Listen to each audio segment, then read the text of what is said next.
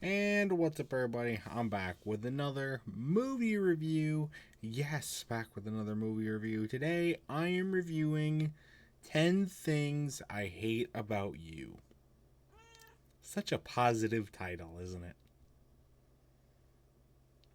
This movie came out in 1999, considered one of the greatest years for movies ever, maybe even the greatest.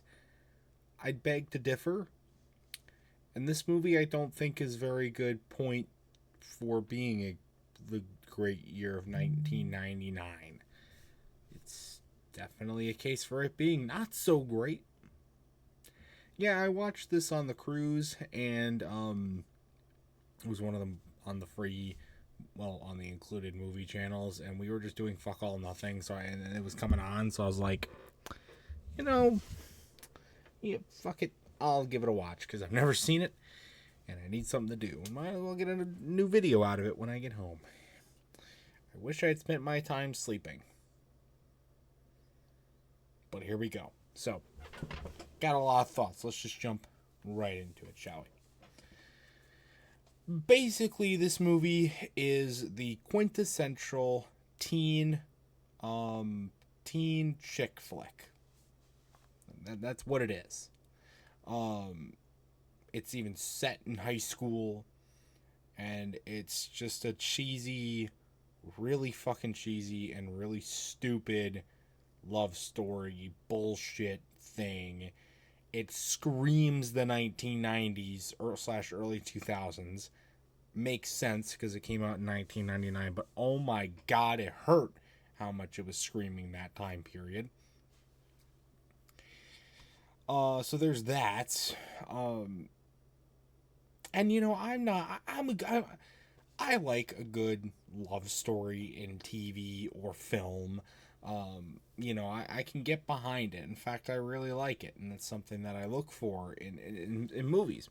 I mean, if you saw my Far From Home and No Way Home reviews, you know that's what I like that. And when it's done well, as it is in those movies, I'm behind it, and I like it. They are not done well in this movie, and that's the whole point of this movie, and they don't even do it right. There's like four different fucking couples, and none of them are rootable for at all. They all suck. There's only really two characters that I found any like somewhat likable in this movie. One is Allison Janney's character, who she's the fucking guidance counselor or something. I don't remember, and she's really funny, and she's the only honestly really good performance, but it sucks because she's a side character, so you barely see her. So you don't really get to appreciate it that much. And the other one's the rebel, quote unquote, bully kind of kid, the smoker kid, who they try and bribe into getting with the girl that nobody wants to get with, so that they can get with the girl that everybody wants to get with thing. He becomes pretty likable, I think, partway through the film, only because he's not like outlandishly trying to prove himself for anything, for anyone. He's just, it's also kind of crazy the lengths that he goes for $100. And I want to just say, I just want to make a comment real quick on the really bratty rich kids bank account, or I guess wallet. I get it, right? He's probably in the mafia, or his dad's probably in the mafia. He's got a lot of money, comes from a rich background, doesn't have any limits. That's what he's supposed to be, you know? Who the fuck carries that much money around at school? This dude, the entire fucking movie, he's just throwing out $100 bills. Woo! $100 bills. He's throwing them out more than they throw ham at the deli. I mean, holy crap.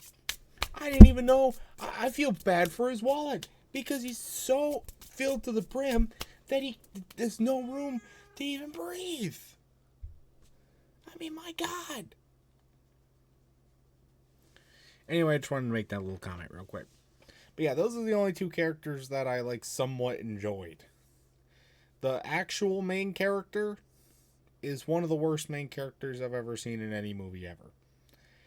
He's supposed to be portrayed as this as the new kid around, you know, and then it's an overdone plot point, but not the point here.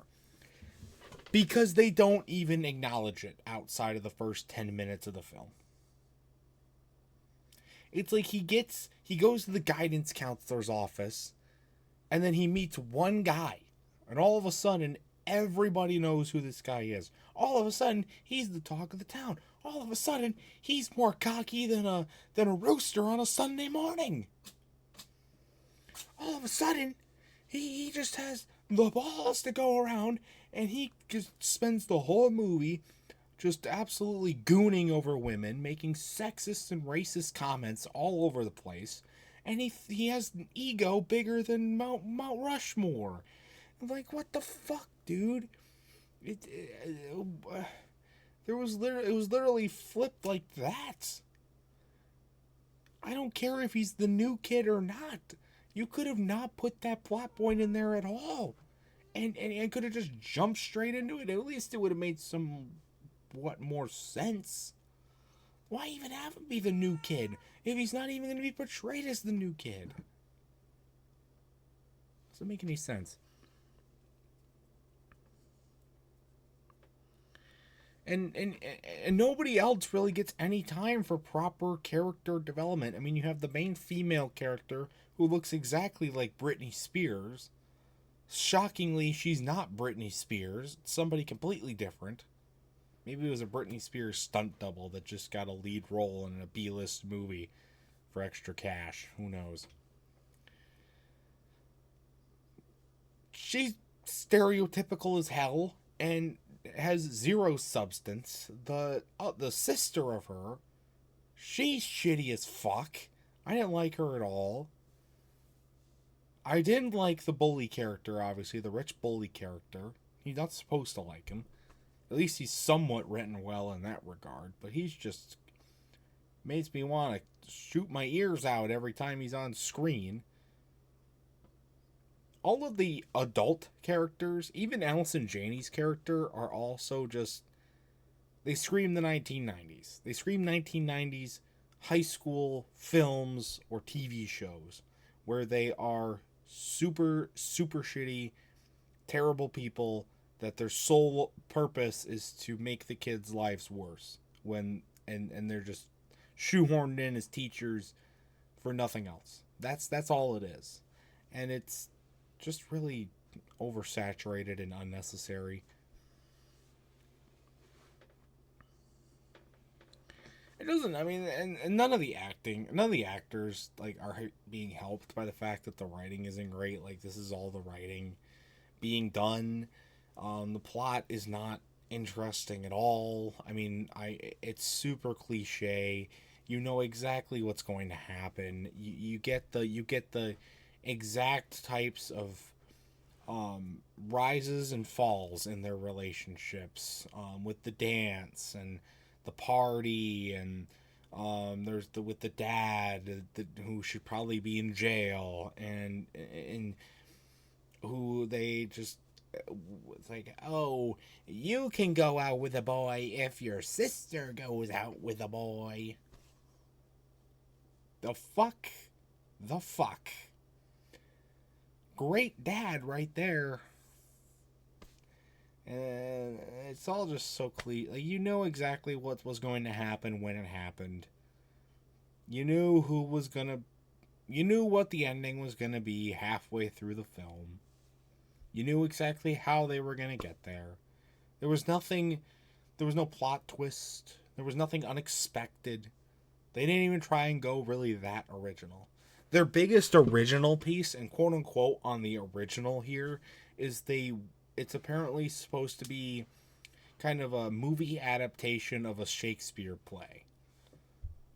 And yes, there's parts of that in there, and they're pretty easy to tell until about the quarter-way mark of the movie, when you completely forget that that's what it's supposed to be an adaptation of, and you just start tuning it out, or you don't really recognize it anymore, and then you forget about it and exactly what I did until I was on the toilet right before making this review and realized that again. So there's that. but like it's fine. I mean, they work in lines from the actual play that it's based off of, and that's, I guess, kind of cool. It's really overshadowed. They really just didn't do much with that, and it was kind of disappointing. So, but otherwise, I mean, it's just really shitty, dude. And I know for a fact that that movie ended up in the bargain bin at Walmart as soon as it hit DVD, and for good reason, because there's nothing to it. Like, even fans of generic chick flicks during this time will probably not enjoy this movie that much because it's just not good. It's not good. It's not good at all. There's no redeemable characters, pretty much, outside of a couple. The writing is terrible. The acting isn't great as a result. It's super cliche, super repetitive, super predictable. It's dated as hell. And it's super forgettable. So, there's that. My final score for this movie, easy 3 out of 10. I did not like this movie at all. It does not find a spot on my worst movies of all time list, though it gets close. I will definitely have to mention this one, but it did not quite get there. So, I guess that just shows how bad the ones that are actually on the list are. Because this one really it is a contender, but it really should make it. I just think there's so many movies like it that I would have to mention them, and I don't want to do that because I don't want to watch more movies that are like this one.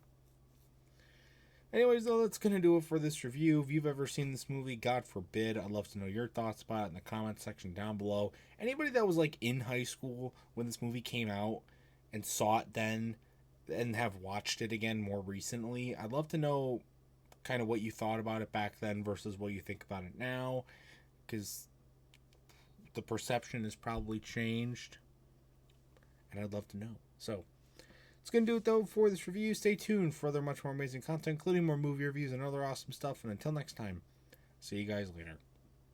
Goodbye.